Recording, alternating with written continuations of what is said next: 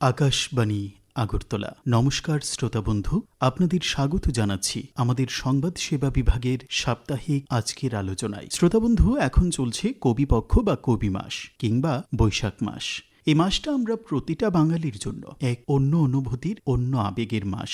কারণ এই মাসের 25শে বৈশাখে জন্মগ্রহণ করেছিলেন আমাদের কবিগুরু রবীন্দ্রনাথ ঠাকুর, যাকে নিয়ে আমরা গর্ব অনুভব করি, যাকে ছাড়া বাংলা সাহিত্য বলুন, বাংলা সংস্কৃতি বলুন, একেবারেই অসম্পূর্ণ। আজ আমরা কবির লেখা বিভিন্ন সৃষ্টি নিয়েই আলোচনা করব আমাদের আজকের আলোচনায়। শ্রোতা বন্ধু, আমাদের সঙ্গে আজ আলোচনায় স্টুডিওতে রয়েছেন শচীন দেববর্মন সঙ্গীত মহাবিদ্যালয়ের অধ্যক্ষ শ্রীমতী মনিকা দাস।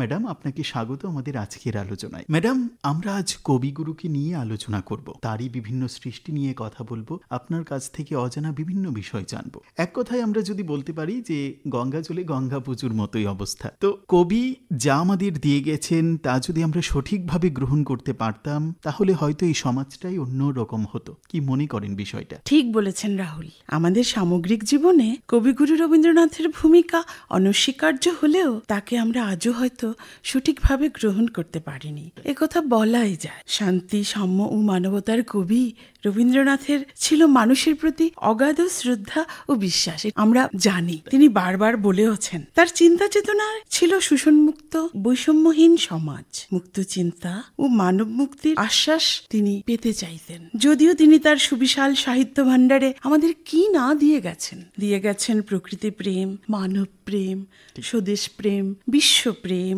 অধ্যাত্ম চেতনা, ইতিহাস চেতনা, সৌন্দর্য দর্শন, চিত্ররূপময়তা, ভাব, ভাষা, ছন্দ, কি না আমরা পেয়েছি ওনার কাছ থেকে। একদম, আমি প্রথমেই বলছিলাম যে একেবারে শুরু থেকে, বাঙালির একেবারে শুরু থেকে শেষ পর্যন্ত কবিগুরু প্রতিটা বিষয়েই জড়িয়ে রয়েছে। হ্যাঁ, তথাপি আমরা সেই যেন সংকীর্ণ আমিতেই আবদ্ধ হয়ে রয়েছি।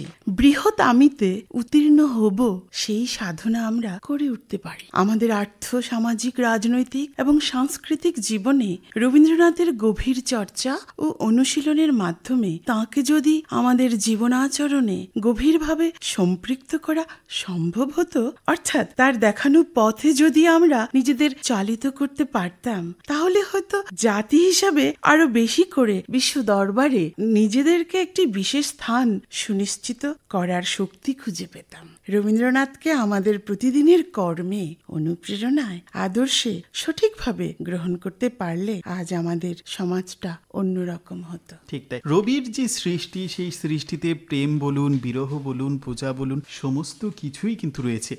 যেন মনে হয় তিনি আগে থেকেই জানতেন যে কি হতে চলছে আমাদের জীবনে। কবির পূজা পর্যায়ের গানগুলির মধ্য দিয়ে তার যেমন ধর্মবোধ, পথ চলার শক্তি এবং মানব জীবনের যে উত্থান এবং পতন, তার প্রতিবিম্ব কিন্তু ভেসে ওঠে। কি মনে করেন বিষয়টা? অনেকটা তাই। পূজা পর্যায়ের গানের মূল বিষয় যে ঈশ্বর ভাবনা, তা পর্যায়ের নামে প্রকাশ পেলেও কবির ঈশ্বর ভাব বোধ যে সমসাময়িক যে কোনো ব্যক্তি হতে আলাদা, এই বিষয়ে উপলব্ধি করতে হলে তার রচিত পূজা পর্যায়ে যে 21টি উপপর্যায়ের গানের বাণী রয়েছে, তা আমাদের বিশ্লেষণ করতে হয়, তাকে আমাদের জানতে হয়। পূজা পর্যায়ের গানে তার ধর্মবোধ যেমন রয়েছে, তেমনি রয়েছে পথ চলার শক্তি, একটু আগে যে তুমি বললে, এবং মানব জীবনের নানা উত্থান পতনের চিত্র, সবটাই আমরা পাই। ঈশ্বরের সাথে যে মানব মনের একটা যোগসূত্র ঘটে, কবির কিন্তু প্রতিটি পূজা পর্যায়ের গানের মধ্যে তাই প্রকাশ পেয়েছে বারবার।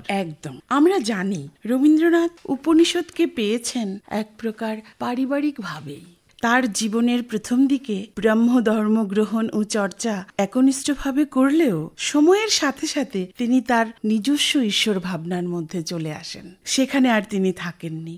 ফলে তার মুক্ত দৃষ্টির ঈশ্বর ভাবনার প্রকাশ জীবন অভিজ্ঞতার মাধ্যমে হয়েছে। কারণ আমরা এটা দেখেছি যে 1890 সালের আগে রবীন্দ্রনাথ তার পারিবারিক শিক্ষার প্রভাব তার রচনাতে এনেছেন বা এসেছে, কিন্তু 1890 থেকে 1910 এই যে 20টি বছর, এই 20 বছরে তিনি গ্রাম বাংলার সঙ্গে মিশেছেন এবং সঞ্চয় করেছেন বহু অভিজ্ঞতা, যেখানে তার মননে পূর্বে শুধুমাত্র নাগরিক ছকে আঁকা জীবনবোধের চিত্র ছিল, সেই জায়গায় অন্য এক দেশজ জীবনের স্পন্দন তিনি অনুভব করলেন। সেই স্পন্দনকে তিনি আপন বোধ করে তার ঈশ্বর ভাবনায় এক নতুন মাত্রা যোগ করলেন। তাই আমরা দেখি তিনি ঈশ্বরকে নাথ, স্বামী, প্রভু সম্বোধন করছেন, কিন্তু এই সম্বোধনগুলো আবার ভিন্ন ভিন্ন অনুষঙ্গ বহন করছে। কবিগুরুর প্রকৃতি প্রেম কিভাবে তার সাহিত্য এবং দার্শনিক চিন্তা ভাবনাকে প্রভাবিত হয়েছে, সে বিষয়টা যদি আপনি বলেন।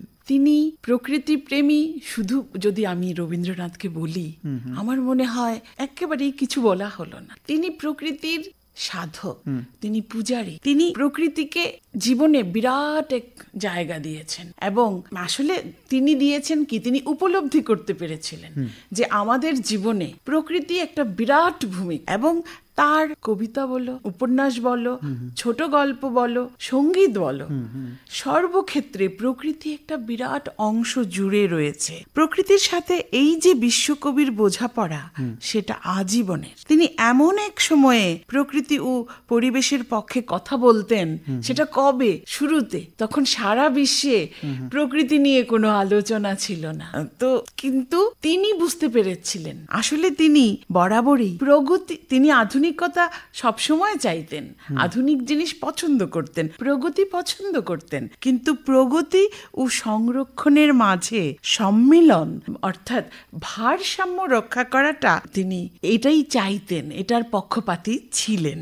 তাই সবসময় লিখেছেন, বলেছেন, বাস্তবানুক নানা সামাজিক উদ্যোগ গ্রহণ করেছেন সেই ভারসাম্য রক্ষার জন্য। তিনি 1927 বৃক্ষরোপণ উৎসব করেছেন, তারপর হালকর্ষণ জাতীয় উৎসব করেছেন। তিনি মরুচেতনের মরু বিজয় করার মধ্য দিয়ে সবুজে ভরিয়ে দিতে চেয়ে, তো এইরকম ভাবে যে সবুজটা কিন্তু বর্তমান সময়ে আমরা বিশেষভাবে গুরুত্ব দিচ্ছি সবুজে ভরিয়ে দেওয়ার জন্য, কিংবা আমরা বন মহোৎসব উদযাপন করছি আলাদা দিন করে বা আলাদা মাস করে। এখন তো আমরা ঠেকে শিখেছি, ঠেকে শিখেছি, কারণ আমরা এখন মানে কঠিন সময়ে দাঁড়িয়ে আছি। আমরা প্রকৃতিকে বিনষ্ট করতে করতে এমন জায়গায় চলে এসেছি যে প্রকৃতি তার প্রতিবাদ করতে শুরু করেছে। আমরা অক্সিজেন লেভেল কমে যাচ্ছে, কার্বন ডাই অক্সাইড লেভেল বেড়ে যাচ্ছে, আমাদের ভূ উষ্ণায়ন বেড়ে যাচ্ছে। তো এই রকম পরিস্থিতিতে যে ভারসাম্য বিগড়ে যাচ্ছে, আমরা ঠেকে শিখেছি। কিন্তু আমরা বলছি গাছ লাগাচ্ছি, আমরা কি সেটা অতটা লাগাতে পারছি?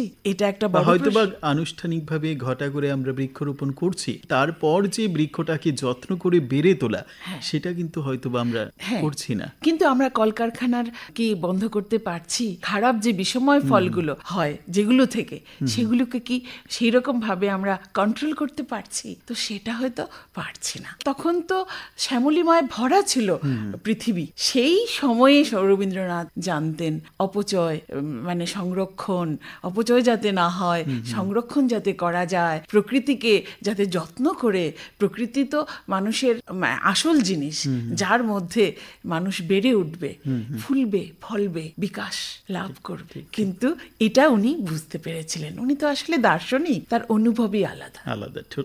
সত্যি তাই। কত সুন্দরভাবেই তিনি বলছেন যে দাঁড়িয়ে আছো তুমি আমার গানের ওপারে, আমার সুরগুলি পায় চরণ, আমি পাইনি তোমারে। কিভাবে ভগবানকে উপলব্ধি করেছেন কবি, তাই না?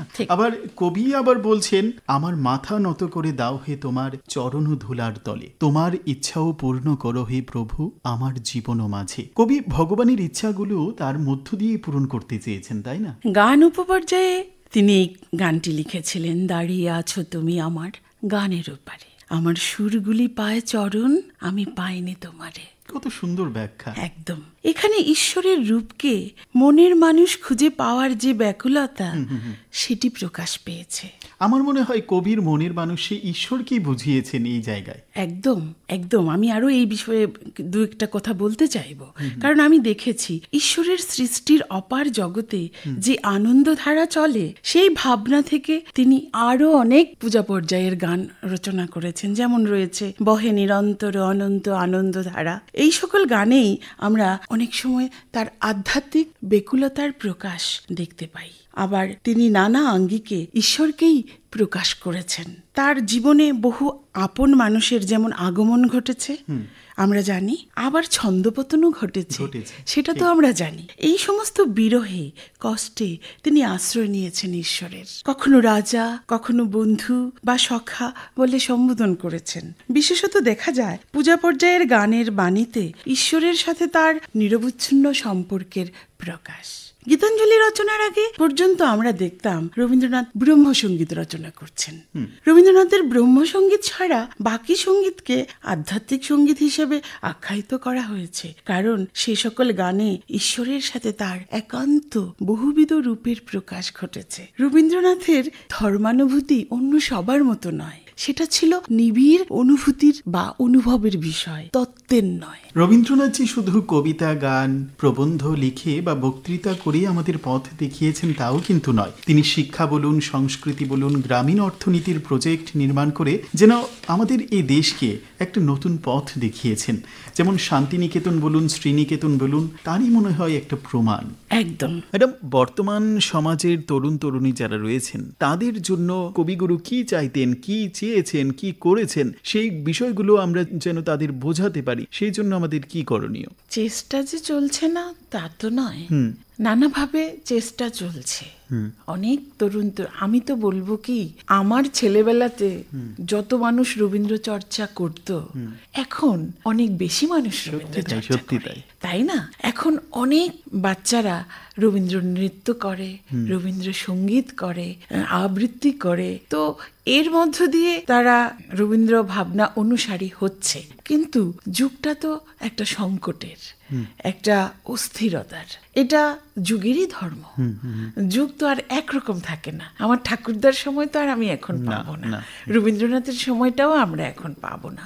যুগেরও কিছু ধর্ম আছে। আমরা অনেক আগে টিভি পেয়ে গেছি, এখন মোবাইল পেয়ে গেছি হাতে হাতে। দূরদর্শন আমাদের যতটা স্মার্ট করেছে, স্মার্টফোন আমাদের আরো বেশি স্মার্ট করেছে। তাইলে এটার মধ্যে থাকবে। আমি বলবো না যে আমাদের দূরদর্শন আসতে নেই, আমাদের স্মার্টফোন আসতে নেই, কিন্তু তার মধ্যে আমরা আমাদের শিশুদের রবীন্দ্র অনুসারী করতে হবে। তাদেরকে ওই রকম প্রেসার দিয়ে শিক্ষা সেটা না দিলে বোধহয় ভালো হয়। প্রেসার দিয়ে শিক্ষা শুধু 99.9% এটা আসে, কিন্তু বাচ্চাটি মনে হয় যন্ত্র হয়ে যায়। তার ইমোশন এগুলো যেন সেই রকম ভাবে থাকে না। প্রেসারে মা বাবার মুখের দিকে তাকিয়ে সে দৌড়তে থাকে, সে মুখস্থ করতে থাকে, সে কিছুতেই তারা পাজলড হয়ে যাচ্ছে মনে হচ্ছে। করে 80% পেয়েও মা বাবার মুখে হাসি দেখে না। তারা কার কাছে যাবে, কি করবে?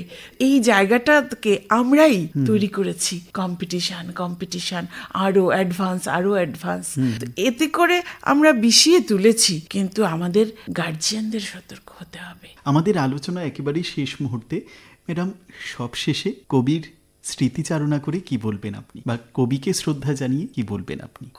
কবিকে শ্রদ্ধা জানিয়ে আমি বলবো, এমন ভাষা আমার কাছে যেন কম পড়ে যাচ্ছে। আমি বলবো, ব্যক্তি আমি রবীন্দ্র ভাবনায় ভাবিত হয়ে যেন আমার জীবন কাটাতে পারি, এবং যারা রবীন্দ্রনাথকে ভালোবাসেন তারা রবীন্দ্রনাথের যে দিকগুলো এখনো আলোচিত হচ্ছে না সেই দিকগুলোকে নিয়ে চর্চা করুন, যাতে আমাদের সমাজে রবীন্দ্রনাথ যা চাইতেন, যে শান্তি, যে সম্প্রদায়বিহীন মানব জীবন চাইতেন, মানব উন্নয়ন চাইতেন, তাই যেন আমরা করতে পারি। কবি যে স্বপ্ন দেখতেন, তাই যেন আমরা নিজেরা দেখতে পারি, অন্যদেরকেও দেখাতে পারি। শ্রোতা বন্ধু, আজ কবিগুরুকে শ্রদ্ধা জানিয়ে আমরা আজকের আলোচনা করলাম। অর্থাৎ প্রথমেই বলছিলাম কবির সৃষ্টি নিয়ে আমরা আলোচনা করব। গঙ্গা জলে গঙ্গা পুজোর মতোই আজকের আলোচনা হয়েছে। আমাদের সঙ্গে আলোচনায় ছিলেন শচীন দেববর্মন সঙ্গীত মহাবিদ্যালয়ের অধ্যক্ষা শ্রীমতী মনিকা দাস। ম্যাডামকে অনেক অনেক ধন্যবাদ আজকের আলোচনায়। ধন্যবাদ। শ্রোতা বন্ধু, আপনাদেরকেও ধন্যবাদ জানিয়ে শেষ করছি আমাদের আজকের এই আলোচনা। নমস্কার।